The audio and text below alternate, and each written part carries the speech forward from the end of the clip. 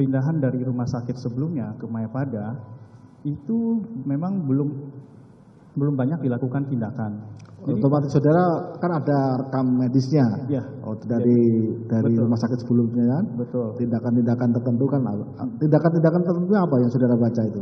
Jadi kita melihat memang di rumah sakit Medika sudah diberikan obat sesuai dengan kemampuan rumah sakit tersebut.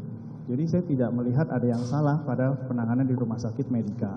Tetapi memang mungkin perlengkapan mereka tidak begitu lengkap, makanya dirujuk ke rumah sakit Mayapada Kuningan.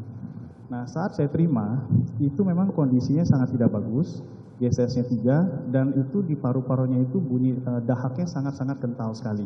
Saudara, ini agak dekat ya, suaranya biar agak keras. Ya.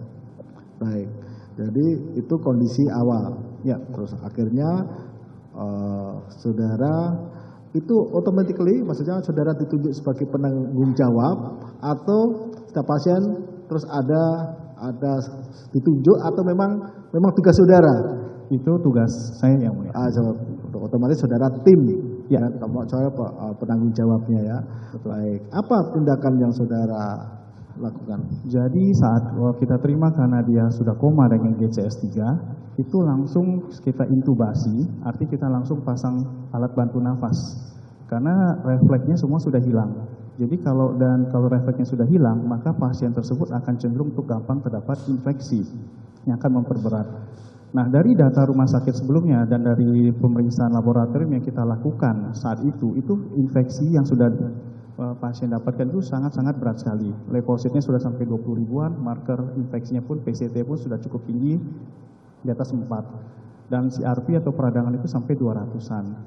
Artinya ini anak memang terkena injury atau jejas yang sangat berat sekali. Maka waktu itu sekitar jam 1 pagi langsung pas di UGD Mayapada langsung kita intubasi, kita masukkan langsung ke dalam ventilator untuk melakukan pertolongan pertama. Nah, begitu sudah kita pasang intubasi dan ventilator, langsung kita CT scan dan kemudian itu langsung pindah ke ruangan ICU segera. Nah, di ICU itu kita lakukan resusitasi, kita memperbaiki semua jalan nafas, tanda-tanda vitalnya, dan ternyata memang itu infeksi parunya menjadi faktor kedua yang memperberat di luar daripada trauma yang dia alami sendiri. Ada infeksi paru? Ya, infeksi paru. Karena pasien kalau koma, dia tidak memiliki refleks batuk. Otomatis dia tidak bisa mengeluarkan dahak. Nah, akibatnya kita harus pasang ventilator untuk kita mengevakuasi dahak sebanyak mungkin yang ada di paru-parunya. Karena koma itu ya. Betul. Jadi menurut pendapat saudara, kan saudara melakukan scan. Ya. Apa yang ditemukan? Nah, jadi CT scan itu kita ulang. Jadi pertama sekali CT scan di Medika sudah dilakukan, tanggal 23 itu kita ulang CT scan dan tanggal 24 saya MRI. Nah, memang tidak didapatkan ada tanda-tanda perdarahan, tidak ada ditemukan adanya retak. Tapi justru itu yang membuat kita lebih khawatir. Berarti ini masuk ke dalam kategori diffuse axonal injury. Apa itu maksudnya? Jadi kalau orang mengalami cedera kepala berat, itu tidak didapatkan adanya tanda-tanda perdarahan di otaknya, berarti itu semua kabel yang ada di otaknya itu robek. Makanya kenapa itu menjelaskan kesadaran itu GCS itu sampai 3 atau koma berat. Nah, kemudian tanggal 24 itu kita MRI untuk melihat lebih jelas lagi apa yang terjadi di dalamnya. Benar nggak ini diffuse axonal injury atau bukan? Ternyata benar karena didapatkan ada bercak putih pada MRI tanggal besok harinya itu di daerah beberapa area otak. Saudara bicaranya agak pelan-pelan ya. Ini kasihan yang nyatat juga. Gitu. Ya, baik. Yuk, silakan. Lanjut. Gitu. Nah, jadi hasil MRI-nya itu menunjukkan ada bercak di putih di daerah otaknya, di daerah otak besar 1 dan di daerah corpus callosum. Corpus callosum itu adalah jembatan yang menghubungkan antara otak kanan dan otak kiri. Ini juga yang nanti akan menjelaskan kenapa anak ini tidak bisa 100%. Yang bercak putih itu di jembatan yang menghubungkan antara otak kanan dan otak kiri. Betul, namanya corpus callosum. Di tengahnya atau di tengah otak. Bercak putih itu. Betul. Dalam kondisi normal tidak ada. Betul. Bercak putih. Makanya itu. MRI mengkonfirm diagnosisnya diffuse axonal injury grade 2. Jadi terus otomatis kan saudara melakukan tindak lanjut untuk penanganan bercak putih itu. Betul. Ini bercak putih ini diakibatkan oleh apa atau atau ada ini bercak putih itu adalah apa? Beda ya? Baik. Bercak putih itu adalah jejas, artinya menandakan sarafnya itu rusak. Nah, jadi karena pada kasus diffuse axonal injury begini, kita terapinya lebih banyak memberikan suportif. Artinya kita menjaga jalan nafasnya jangan sampai ada yang sumbat, fungsi jantungnya juga harus dijaga dengan sangat baik sekali, dan sembari kita menjaga supaya tekanan di dalam otaknya tidak tinggi, dan juga nutrisi dan cairan di dalam tubuh pasien juga harus cukup. Bisa tidak diukur? Itu ya kan saudara tadi mengatakan bahwa bercak putih itu menandakan saraf, pada saraf itu rusak. Nah, ada enggak parameter misalkan, oh saraf misalnya sekian persen? Oh, tidak ada yang tidak mulia. bisa, baik. Terus saudara itu kesimpulan saraf ini rusak. Betul. Rusak. Rusaknya ini menurut pendapat saudara itu bisa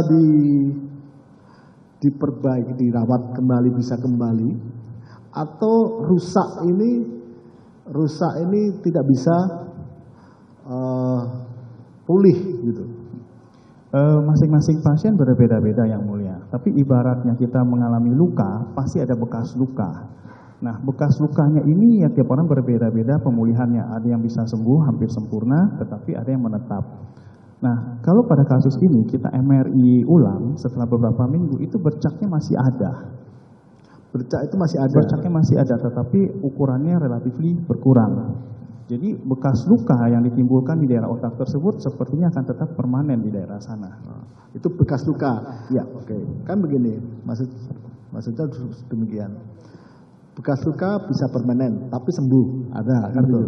Nah, ini bekas luka permanen tetapi tetap luka. Betul. Apa yang saudara bisa sampaikan di sini? Jadi gini, otak itu kan ibaratnya itu sama kayak gardu PLN. Dia itu penuh dengan listrik. Ya. Nah, ibaratnya gardu PLN pernah meledak. Nah, pasti ada bekas-bekas bekas kebakaran tersebut. Otomatis gardu tersebut tidak bisa berfungsi 100% kembali seperti semula. Nah, ketika ada luka di daerah sana dan terjadi bekas luka, maka koneksi antara otak kanan dan otak kiri itu tidak akan seperti orang normal. Selanjutnya, ketika ini kita bercak putih itu dulu ya. Ketika anak ini dirawat berapa lama? Kurang lebih itu hampir 40 hari. 40 hari. Ketika keluar terakhir kan mungkin kan juga ada evaluasi, mungkin di scan lagi bercaknya putih. Ketika meninggalkan 40 hari keluar itu kondisi yang bercak putih itu, yang saraf yang rusak itu seperti apa? Mengecil yang mulia. Mengecil, tapi tetap masih ada. Tetap masih ada. Masih ada. Apakah itu juga, ini kan si anak kan ada di luar nih. Apakah masih juga dipantau tertentu, maksudnya untuk bagaimana kondisinya si bercak putih yang saraf yang rusak itu masih tetap dievaluasi? Masih yang mulia.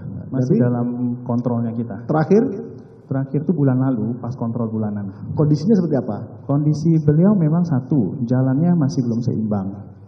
Jadi pada beberapa meter itu tampak oleng ke sisi sebelah kiri, satu. Yang kedua, fungsi kognisinya belum kembali seperti semula. Yang ketiga itu ada sedikit gejala eksplosif yang muncul. Apa itu? Jadi misalnya seperti contoh beliau bicara sama saya gangguin sedikit. Yuk makan yuk, diam kau. Nah, kenapa? Karena itu gejala kognisi yang muncul akibat kerusakan yang ada dari jembatan otak tersebut. Jadi gejala koneksi terus dia bagaimana bersosialisasi, bagaimana dia bisa mengerti emosi, bahasa dari seseorang, itu sepertinya belum kembali seperti semula. Jadi itu antara fungsi, karena ada saraf yang rusak sehingga fungsi itu akhirnya terganggu. Betul. Terganggu itu ya. Jadi itu diakibatkan dari ada saraf yang rusak itu. Baik. Betul yang mulia. Di samping itu, saudara juga ada temukan yang lain berkaitan dengan ini luka dalam kepala itu. Sebenarnya sih kita menemukan memang utamanya itu memang trauma kepalanya atau diffuse axonal injury-nya. Tapi memang itu ada merembet kepada yang lain, seperti ada infeksi paru akibat daripada trauma tersebut. Nah, berikutnya itu juga memang gangguan berbicara. Nah, dan berikutnya itu infeksi yang dialami itu terus terang selama 30 hari pertama perawatan itu sangat sulit sekali untuk dikontrol. Itu kurang lebih itu demam itu sampai beberapa kali sewaktu perawatan, dan itu antibiotik yang diberikan pun juga pada demam kedua itu semuanya resisten. Hanya ada satu yang masih mempan dan untungnya survive. Tadi saudara mengatakan bahwa ada keseimbangan terganggu. Betul. Keseimbangan terganggu. Itu berarti kan ada saraf-saraf yang untuk berfungsi untuk berkaitan dengan keseimbangan juga terganggu. Betul, yang mulia. Itu pusatnya itu tadi di antaranya karena penghubungnya itu. Betul. Memang pada diffuse axonal injury itu memang yang terlihat dari MRI itu memang hanya di corpus callosum atau di jembatan tadi yang menghubungkan otak kanan dan otak kiri. Tetapi diffuse axonal injury itu tidak semata-mata hanya yang terlihat dari MRI yang menimbulkan gejala. Diffuse axonal injury itu semua sarung saraf yang ada di otak bagian dalam atau white matter namanya itu mengalami robekan akibat proses adanya trauma yang berat. Ini kadang-kadang tidak bisa terlihat dari MRI. Nah, memang dia hanya bisa dilihat dari hasil patologi, tapi itu biasa kita lakukan pada kasus orang sudah pass away. Jadi kita lakukan otopsi. Nah, ini yang memang tidak terlihat dari MRI, tetapi dari gejalanya, gangguan keseimbangannya tidak semata-mata disebabkan dari jembatan yang rusak tadi. Ada area otak lain yang tidak tercitrakan pada MRI yang tidak terlihat. Kemungkinan besar kalau kita lihat daripada area keseimbangannya terganggu, fungsi berbicaranya terganggu, emosinya terganggu dan kognisinya terganggu, yang kita sebenarnya fungsi eksekutif, itu pasti ada benturan di otak besarnya. Baik, kan saudara di dalam berita acara itu antara lain mengatakan bahwa dapat mengakibatkan cacat permanen. Di antara tanda petik dapat.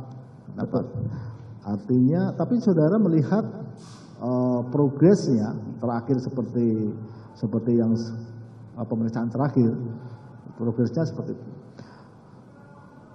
Menurut pendapat saudara, bisa enggak ini progresnya itu bisa pulih? Kalau 100% sepertinya tidak, yang mulia. 100% tidak itu maksudnya selamanya? Ya, karena bagaimanapun juga ini ada bekas luka yang masih permanen di area sana. Ini kita bisa ambil contohnya pada kasus seperti orang stroke. Walaupun stroke-nya itu sudah dalam tanda kutip semua faktor risiko yang terkontrol, tapi tetap orang tersebut pasti ada mengalami dalam tanda kutip disabilitas. Kekuatan motorik tangan sebenarnya pasti tidak sama dengan motorik kakinya. Hal ini juga berlaku ketika terjadi bekas luka di area cedera tersebut dan menimbulkan bekas, pasti dia tidak akan kembali 100% seperti semula. Baik. Namun demikian, itu tidak bisa 100%, oke, karena ada tadi bekas luka ya. Dan itu saudara berpendapat selamanya. Namun demikian, dari yang meskipun tidak bisa 100%, bisa enggak diharapkan masih bisa bersosialisasi, dapat mengaktualisasi diri dan sebagainya? Pada sampai saat ini itu bersosialisasi bisa, tetapi memang ada beberapa kali gejala eksplosif atau perkataan dalam tanda kutip yang tidak bagus muncul. Itu terjadi secara spontan karena ada area otaknya yang rusak, sehingga fungsi inhibition atau fungsi untuk mengontrol emosi yang berlebihan itu masih terganggu. Memang saya memberikan obat supaya nggak terlalu meledak sekali, tetapi obat ini masih dalam proses bekerja, jadi kita melihat perbaikannya masih belum terlalu banyak ke depan. Saya Magister Tarigan. Saksikan program-program Kompas TV melalui siaran digital, pay TV, dan media streaming lainnya. Kompas TV, independen, terpercaya.